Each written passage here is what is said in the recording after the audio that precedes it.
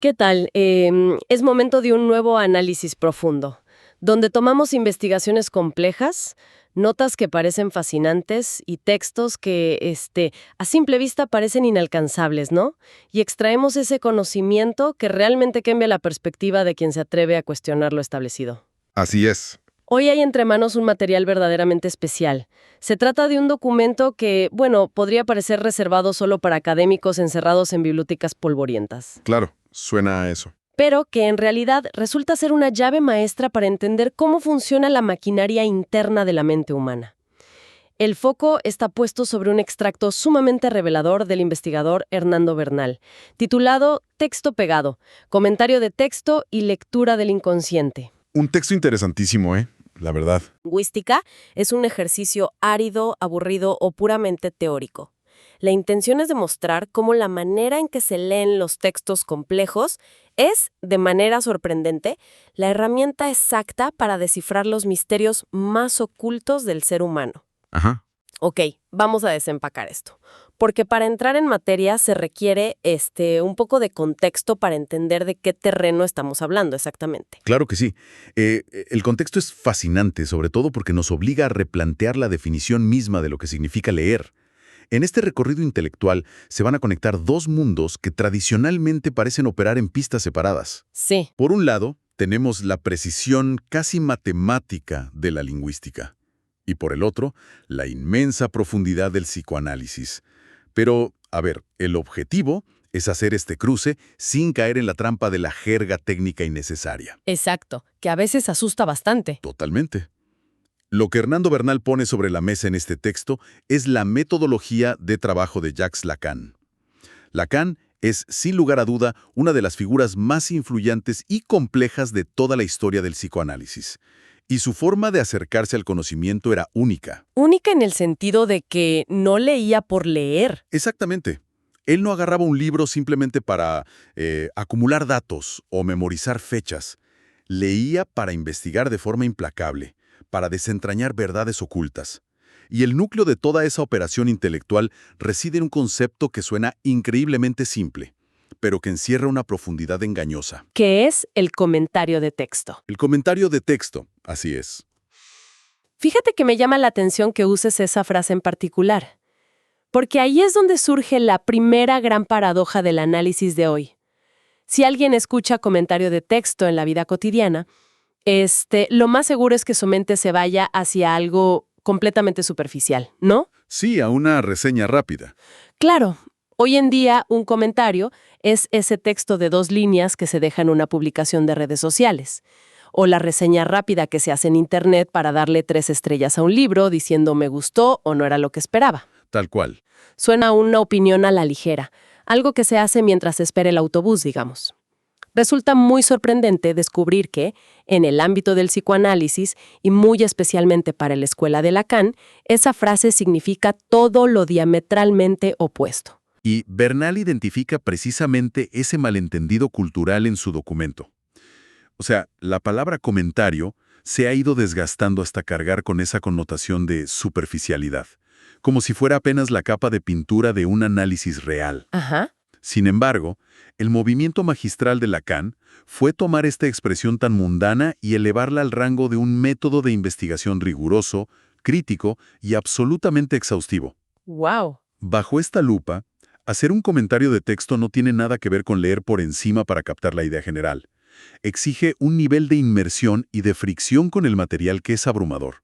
Requiere, antes que nada, establecer la lógica interna de lo que se está leyendo. A ver, frena ahí un segundo. Cuando dices establecer la lógica interna, ¿a qué te refieres en la práctica? Bueno, Porque Bernal menciona que el texto debe someterse a un examen crítico implacable, evaluando relaciones internas y externas. Pero eso suena un poco a clase de literatura en la universidad. ¿Cómo se ve eso aplicado en la realidad? es una excelente pregunta. Verás, observar las relaciones internas significa diseccionar la obra casi como un biólogo disecciona un organismo. Es preguntarse cuáles son los principios fundacionales desde los cuales el autor está construyendo su andamiaje argumentativo. O sea, buscar la estructura. Exacto. No basta con saber qué dice, hay que saber cómo se sostienen esos enunciados entre sí, es buscar las grietas. Las contradicciones. Así es, el autor mantiene la coherencia. ¿Existe alguna contradicción lógica entre la premisa que plantea en la primera página y la conclusión a la que llega a 200 páginas después? Eso por el lado interno. Ahora, las relaciones externas implican evaluar la oposición, la continuidad o incluso la ruptura que esos mismos enunciados tienen, pero hacia afuera. O sea, comparar el texto con otros ecosistemas. Justamente eso. Es observar cómo interactúa esa obra con otros textos del mismo autor escritos en otra época de su vida, o con textos de sus rivales intelectuales, o con la doctrina general de su tiempo. Claro. Es como analizar un árbol solitario. No puedes entender realmente por qué ese árbol crece de cierta manera sin observar cómo sus raíces están peleando por el agua con las raíces de los árboles vecinos, o cómo le afecta el clima general o la calidad del suelo del bosque entero. Me encanta esa analogía. Lacan aplicaba este nivel de escrutinio microscópico para las relaciones internas y macroscópico para las externas. Qué contraste tan brutal con la forma en que solemos consumir información en la actualidad. Totalmente. Queda muy claro el valor de esta técnica en plena era de la sobreinformación, donde el conocimiento suele procesarse como si fuera comida rápida. Literalmente. Se lee el título llamativo, se escanea el primer párrafo buscando la respuesta fácil y se asume un dominio total del tema. Este método del comentario de texto parece ser un recordatorio urgente de que el verdadero aprendizaje requiere detener la marcha. Requiere una fricción deliberada, un choque intencional con las ideas, obligando a entablar un diálogo crítico en lugar de tragar la información de forma pasiva. Y esa fricción deliberada no es algo que se logre de un día para otro. Jacques Alain Miller, que fue uno de los principales estudiosos y, de hecho, el yerno y editor de la obra de Lacan, utiliza una palabra muy poderosa para describir este proceso. ¿Cuál es? Bernal lo cita en su texto apuntando que, para Lacan, en el campo analítico, el comentario de texto es una disciplina. Hay que darle el peso que merece a esa palabra. Disciplina. Sí, no es un pasatiempo de fin de semana, no es un truco de lectura rápida.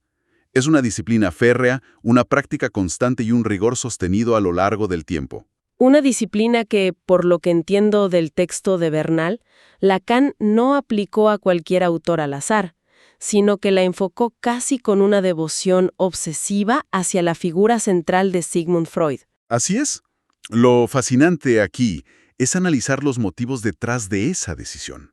¿Por qué una mente tan brillante como la de Lacan decidió dedicar tantísimo tiempo, esfuerzo y energía mental a desmenuzar casi exclusivamente los textos de Freud? Sí, ¿por qué enfocarse solo ahí? La respuesta que da Miller en el documento de Bernal es profunda.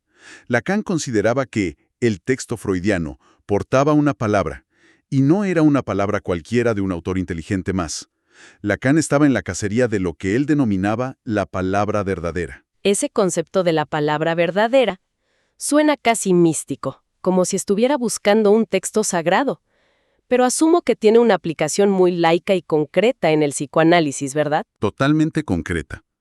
Cuando Lacan habla de una palabra que constituye una emergencia nueva de la verdad, se refiere a que la obra de Freud era tan rica y fundacional, que al aplicarle esta disciplina de lectura rigurosa, no solo se desenterraba lo que Freud había querido decir de manera consciente. Ah, ya. La propia estructura del texto, sus fallos, sus repeticiones, permitía que emergieran verdades radicalmente nuevas sobre la condición humana.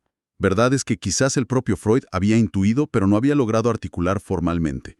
Era leer a Freud mejor de lo que Freud se leyó a sí mismo. Y el nivel de compromiso que asumió para lograr esto desafía cualquier estándar académico moderno. Hay un dato histórico que Bernal destaca y que me dejó pensando un buen rato. Sí, el seminario. Exacto. Para dimensionar esta dedicación, el famoso seminario de Lacan, donde se formaron generaciones de analistas, se llamó literalmente Seminario de Textos durante 10 años ininterrumpidos. Esa es una locura. Imaginar a un grupo de personas reuniéndose semana tras semana a lo largo de una década entera, con el único fin de escudriñar líneas, separar párrafos y destripar lógicas discursivas de una misma obra, es verdaderamente asombroso. Ese periodo de 10 años ilustra que esto no era una fase exploratoria pasajera, y para sostener un proyecto de esa magnitud, sin perder el rumbo, el método se apoyaba en 2 pasos fundamentales que Miller sintetiza muy bien. A ver, cuéntanos. El primer paso es de naturaleza puramente arquitectónica. Consiste en extraer los elementos de estructura y organización del texto. Es decir, antes de interpretar, hay que mapear. Identificar dónde están los pilares argumentativos, cuáles son las vigas maestras que sostienen el libro. Solo teniendo ese mapa estructural claro, se puede avanzar hacia el exégesis. ¿Qué es la interpretación? Exacto, la interpretación crítica profunda. Claro, primero se entiende el esqueleto y luego se analiza la carne. Pero luego viene el segundo paso, y aquí es donde se pone muy interesante. Ajá. Porque Miller afirma que este paso consiste en hacer responder al texto a las preguntas que él nos plantea a nosotros. Es un giro de tuerca fascinante. Sí, le da la vuelta por completo. Lo habitual es considerar que un libro es un objeto inerte, un bloque de papel estático, al que uno, como lector activo, le lanza preguntas. Pero esta visión plantea una dinámica donde el texto cobra vida, nos interroga a nosotros, y nuestro trabajo metodológico es articular las respuestas a partir de la misma obra. Es una inversión de roles brillante. Al establecer ese diálogo tan vivo, tan recíproco con la obra freudiana, Lacan no solo estaba puliendo sus habilidades como lector de libros. Estaba, de hecho, preparando todo el terreno para el salto conceptual más grande de su carrera. Un salto que revolucionaría el psicoanálisis para siempre. Y ahí es donde la cosa cambia. Porque la gran revelación es que esta metodología implacable de lectura no se limitaba a la tinta sobre el papel, y aquí es donde se marca la transición de descifrar libros a descifrar los secretos de la mente humana. Ese es el puente maestro que Bernal construye en su análisis. Porque si rebobinamos la historia hasta los inicios de Freud, él no estaba metido en una biblioteca leyendo teoría. Freud estaba en un consultorio enfrentándose a seres humanos de carne y hueso que padecían sufrimientos genuinos. Personas reales, claro. Afecciones que la medicina tradicional y la neurología de la época no lograban explicar ni curar. Y la genialidad inicial de Freud fue percibir que el inconsciente, ese abismo supuestamente incognoscible de la mente, en realidad puede ser objeto de una lectura. Freud se dio cuenta de que la mente no es simplemente un caldero oscuro lleno de instintos biológicos aleatorios y caóticos. Descubrió que el inconsciente produce material, y ese material es descifrable si el observador sabe cómo leerlo. De ahí nace la enorme y vital importancia que Freud comenzó a darle al análisis lingüístico en sus consultas clínicas. Él comprendió que la mente humana está constantemente escribiendo y produciendo sus propios textos. Textos invisibles, por así decirlo. Textos que no están en papel, obviamente. Bernal enumera cuáles son esos elementos que Freud comenzó a leer con tanta minuciosidad. Y la lista es reveladora. Están los síntomas, ya sean físicos o psicológicos, que no tienen una base orgánica. Están los sueños, que parecen películas sin sentido. Los famosos lapsus. Exacto, esos momentos incómodos donde alguien intenta decir una cosa y accidentalmente pronuncia una palabra completamente diferente que lo delata. Y también están los olvidos inexplicables de nombres o citas. Todo eso que se ignoraba. Todo eso que la ciencia de su tiempo descartaba como simple fatiga mental o cortocircuitos aleatorios del cerebro, Freud lo rescató y lo elevó a la categoría de material legible. Y para poder leer ese material sin perderse en la locura, Freud tuvo que identificar las leyes que lo gobernaban. El inconsciente no tira imágenes o palabras al azar, obedece a reglas muy estrictas. Y la sorpresa mayúscula fue descubrir que esas reglas se alinean de manera asombrosa con las leyes formales de la lingüística. Ok, aquí conectamos con el lenguaje.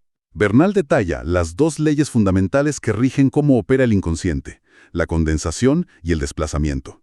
Y lo que es verdaderamente crucial aquí, y que es el gran aporte de la teoría posterior de Lacan, es cómo se traducen estos procesos psicológicos a figuras retóricas puras de la lengua. A ver, explícanos eso de las figuras retóricas. La condensación corresponde a lo que en lingüística llamamos la metáfora, y el desplazamiento corresponde a la metonimia. Este es un momento crítico del análisis donde vale la pena pisar el freno y expandir un poco.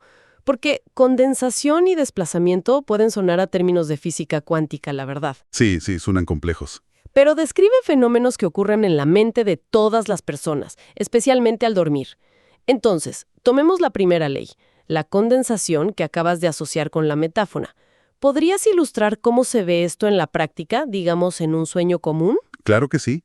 Imaginemos a una persona que tiene un sueño que al despertar describe como rarísimo. En el sueño aparece una figura autoritaria, Físicamente, esta figura tiene el rostro de un jefe muy estricto que la persona tuvo en su primer trabajo hace 15 años. ¿Ok? ¿El jefe? Pero cuando esta figura habla en el sueño, lo hace con el tono de voz exacto de la madre de la persona. Además, lleva puesto un abrigo peculiar que pertenecía a una expareja que le causó mucho daño emocional. Y para rematar, todo este encuentro sucede dentro de una casa que tiene la fachada del hogar de la infancia, pero los pasillos interiores de la escuela secundaria, donde la persona sufría acoso. Es como si la mente tratara de ahorrar espacio en el disco duro, creando una especie de archivo .zip mental. Exacto, un archivo comprimido. Agarra 5 traumas, figuras de autoridad y ansiedades distintas, y las empaqueta todas a la fuerza en una sola imagen y un solo escenario para que quepan en la escena del sueño. Esa analogía del archivo comprimido es inmejorable, la verdad. El inconsciente actúa con una economía de recursos brutal, y además lo hace para evadir la censura. Si la persona soñara de forma directa y separada con todo el dolor de su madre, su expareja, su jefe, su acoso escolar, el impacto emocional sería tan fuerte que la conciencia la despertaría de inmediato por el terror. Ah, claro, como un mecanismo de defensa. Así es. Al condensar toda esa carga en una sola imagen extraña, el mensaje logra pasar el filtro y ser expresado. Y en la lingüística la metáfora hace exactamente esto. Sustituye un término por otro basándose en una similitud compartida, creando una nueva imagen poética que contiene múltiples capas de significado en un solo impacto. ¡Es increíble!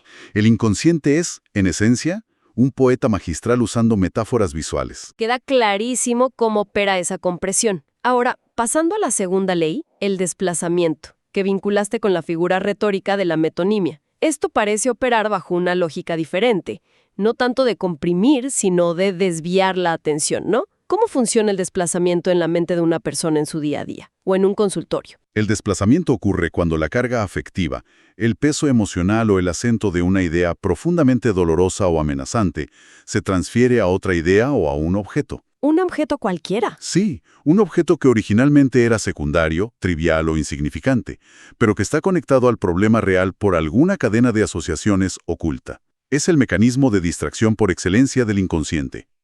En el lenguaje formal, esto es la metonimia, designar una cosa con el nombre de otra con la que tiene una relación de contigüidad, como causa y efecto. Por ejemplo, decir, me leí a todo Shakespeare. Exactamente, donde obviamente no se lee al hombre sino a los libros que él produjo. Me gustaría aterrizar esto con un ejemplo cotidiano, porque creo que es algo que se ve muchísimo en las relaciones humanas. Pienso en una situación donde una persona acumula años de una frustración inmensa, un resentimiento profundo, por una dinámica muy tóxica en su matrimonio. Ajá, un caso muy común. Pero resulta que enfrentar esa verdad de frente, admitir que el matrimonio está roto, es algo demasiado aterrador y doloroso para su conciencia. Y de repente, una mañana, esta persona tiene una explosión de ira incontrolable, una crisis de nervios desproporcionada, simplemente porque su pareja dejó una taza de café sucia sobre la mesa. Es un ejemplo de manual y muy real. La taza de café en sí misma no tiene la culpa de nada. Es un objeto trivial. Pero el inconsciente ha tomado toda esa masa de angustia insoportable ligada al fracaso matrimonial y la ha desplazado por completo hacia un objeto seguro. Seguro y minúsculo, claro. Y sobre el cual sí es permisible descargar la ira. La guerra emocional es por la vida en pareja, pero la batalla consciente se libra por la taza de café. En un sueño ocurre igual. A veces lo que genera un terror paralizante en la pesadilla no es la persecución de un monstruo gigante, sino la presencia de un pequeño reloj de bolsillo en la esquina de la habitación. El miedo real a la muerte o al paso del tiempo se desplazó hacia el reloj. Justamente. Es fascinante ver cómo el afecto se desliza, se escabulla a través de una red de conexiones invisibles para ocultar su verdadero origen, permitiendo que la emoción se exprese sin que la persona tenga que lidiar con la fuente real del trauma. Y Freud fue el pionero que mapeó estos mecanismos, escuchando los relatos de sus pacientes con un nivel de atención casi sobrehumano. Pero entonces, regresando al texto de Bernal y al método de Lacan, tenemos la lectura rigurosa de textos. Tenemos a Freud descubriendo que la mente produce síntomas y sueños que actúan como textos. Y tenemos estas leyes lingüísticas operando de fondo. Entonces, ¿qué significa todo esto? ¿Cómo une Lacan todas estas piezas sueltas? Lacan, aplicando su disciplina inquebrantable de comentario de texto a la extensa obra de Freud, llega a una conclusión monumental que funciona como la clave de bóveda de toda su teoría. Al rastrear minuciosamente cómo Freud se veía obligado a hablar de la condensación y el desplazamiento, Lacan encuentra la justificación teórica para otorgar el predominio absoluto en la mente a lo que la lingüística estructural llama el significante. A ver, frena ahí, porque significante es de esas palabras que huelen a aula de gramática avanzada y que pueden perder a cualquiera. Para mantener el suelo firme bajo los pies, ¿cómo se puede definir de manera clara y sencilla qué es un significante en este contexto? Es fundamental aclararlo. De manera muy sencilla, basándonos en la lingüística de Ferdinand de Saussure, cualquier signo de lenguaje tiene dos caras, como una moneda. Una cara es el significado, que es el concepto mental, la idea abstracta, y la otra cara es el significante, que es la forma material de la palabra. La forma material, como el sonido. Exacto, la huella acústica que dejas en el aire al hablar o las letras escritas en el papel. Si piensas en la palabra árbol, el significante es el sonido A-R-B-O-L. El significado es la idea de la planta con tronco y hojas. Ok, el concepto versus el sonido. Lo que la tradición creía es que lo importante era el significado, pero Lacan, leyendo a Freud, demuestra que al inconsciente le importa mucho más el sonido, la materia de la palabra, el significante, y lo usa para jugar, para encadenar traumas y para crear síntomas basándose en cómo suenan las palabras o a qué se parecen, independientemente de su concepto de diccionario. Ah, ya veo por dónde vas. Es por eso que un lapsus freudiano tiene sentido. Alguien quiere decir el nombre de su pareja actual y accidentalmente dice el nombre de su expareja. No es que sus conceptos se cruzaran, es que quizás los nombres suenan parecido, empiezan con la misma letra, y el inconsciente aprovechó ese puente sonoro, ese significante, para colar una verdad reprimida. Exactamente. Si conectamos esto con el panorama general, lo que Lacan postula es una revelación gigantesca. Demuestra que lo que Freud realmente descubrió en su consultorio, quizás incluso más allá de lo que el propio Freud llegó a articular con las herramientas teóricas de su época, es que la articulación de esos significantes, esa danza de sonidos y asociaciones materiales, es lo que le da su verdadera armazón al inconsciente. Es como el esqueleto de la mente. Así es. Las palabras y sus reglas internas operan en nuestras sombras, tejiendo la red que sostiene nuestros deseos y nuestras fobias. Y esto desemboca de forma directa en la culminación del análisis de Bernal, llevándonos al gran axioma que terminó por cambiar el curso de la historia de la psicología moderna. Es la máxima icónica y rotunda que Jacques Lacan proclamó al mundo en 1969. Esa frase que sigue causando ondas de choque hasta el día de hoy. El inconsciente está estructurado como un lenguaje. Hay que sopesar bien esa frase, porque redefine la condición humana. Lacan no está diciendo que el inconsciente es un idioma que se habla en un país, ni que la mente tiene un lenguaje interno. Claro, la palabra clave es estructurado. La precisión es clínica. Dice que está estructurado como un lenguaje. Eso implica que las misteriosas fuerzas que gobiernan la manera en que creamos metáforas poéticas o cómo formamos cadenas de palabras en una oración son idénticas a las leyes operativas que gobiernan un ataque de pánico súbito, o un deseo inconfesable reprimido durante décadas, o las pesadillas más indescifrables que tenemos por la noche. Pensar en esto de frente es el verdadero momento de quiebre para quien escuche este análisis hoy. Adoptar esta visión cambia por completo la relación que se tiene con la propia mente. Frente a un olvido misterioso de una cita médica importante o un lapsus bochornoso en medio de una reunión, la ciencia tradicional o el sentido común simplemente dirían, es fatiga, un fallo aleatorio de la memoria, falta de café. Sí, la explicación fácil. Pero desde el rigor del psicoanálisis lacaniano, esos no son errores aleatorios ni fallos del sistema orgánico. En lo absoluto. Bajo esta lupa metodológica, un lapsus o un acto fallido no es un fracaso del cerebro, es un éxito rotundo del inconsciente. ¿Qué frase tan potente? Un éxito del inconsciente. Lo hace utilizando una herramienta altamente estructurada. Simplemente opera bajo una sintaxis alternativa. Es una voz interna que emite un mensaje en clave que clama por ser escuchado y sobre todo que exige ser leído. Y ese texto interno debe ser leído con la misma paciencia, la misma disciplina implacable y el mismo rigor crítico con el que Lacan desmenuzaba los libros de Freud durante esos 10 años de seminarios. Esa es la elegancia de la conexión que establece Hernando Bernal en este documento. Es un ciclo conceptual perfecto, el método estructurado y disciplinado que se usa para desentrañar un texto externo de papel, termina convirtiéndose en el modelo y el mapa exacto para saber cómo leer el texto interno y vivo de la mente humana. Resulta verdaderamente enriquecedor. Para hacer un resumen ágil del inmenso trayecto intelectual que se ha cubierto hoy. Todo inició quitándole la capa de superficialidad moderna a la palabra comentario para entenderla como una disciplina crítica rigurosa capaz de rastrear lógicas ocultas. Se observó cómo esa misma disciplina implacable le permitió a Lacan leer la obra de Freud a tal nivel de profundidad que logró confirmar que los síntomas, lapsus y sueños no son ruidos biológicos, Así es. sino textos que operan bajo las leyes lingüísticas de la condensación y el desplazamiento. Y todo esto para desembocar en la monumental síntesis teórica de que el inconsciente humano posee en su raíz la estructura misma de un lenguaje. Este recorrido nos ha llevado de la página impresa hasta el mismísimo tejido de la psicología humana. Y llegar a este punto, la verdad, plantea una pregunta importante, una reflexión expansiva, cuando se trae toda esta teoría a los vertiginosos cambios del presente. A ver, cuéntame. Si el axioma de Lacan se sostiene, si de verdad el inconsciente está estructurado como un lenguaje, y la mente procesa sus verdades a través de mecanismos regidos por la lingüística, ¿qué va a suceder a medida que el lenguaje humano muta y evoluciona radicalmente en la actual era digital? ¡Wow! ¡Qué buena pregunta! Hoy la comunicación cambia a una velocidad sin precedentes. Las personas se comunican en Internet mediante fragmentos rotos, utilizan emojis que condensan emociones complejas en pequeños gráficos amarillos y usan memes que funcionan como metonimias culturales extremadamente sofisticadas. Claro, el lenguaje ya no es solo texto. Si la estructura del lenguaje externo está sufriendo esta mutación tan profunda, es posible que el inconsciente esté en este mismo instante inventando una nueva sintaxis paralela.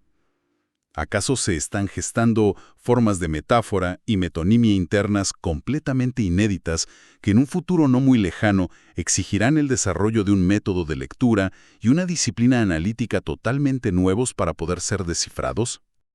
¿Qué nivel de provocación intelectual para dejar resonando? Imaginar que los emojis o los memes puedan convertirse en los nuevos jeroglíficos, a través de los cuales el inconsciente moderno decida encriptar sus traumas, es una perspectiva que invita a repensar seriamente la relación íntima entre la tecnología, la palabra y la mente humana. Totalmente. Y con esa gigantesca reflexión en el aire, se llega al final de la inmersión de hoy. Queda la esperanza de que este análisis haya encendido la curiosidad y aportado una nueva lente para interpretar tanto los libros que se leen como la mente que los procesa. Queda también la invitación abierta a seguir cuestionando con rigor aquellas cosas que se dan por sentadas, a atreverse a leer entre líneas en las interacciones cotidianas y, muy especialmente, a prestar un poco más de atención crítica a esos pequeños y misteriosos lapsus del día a día. Así es. Quizás, justo ahí, hay un texto fascinante esperando su momento para ser leído.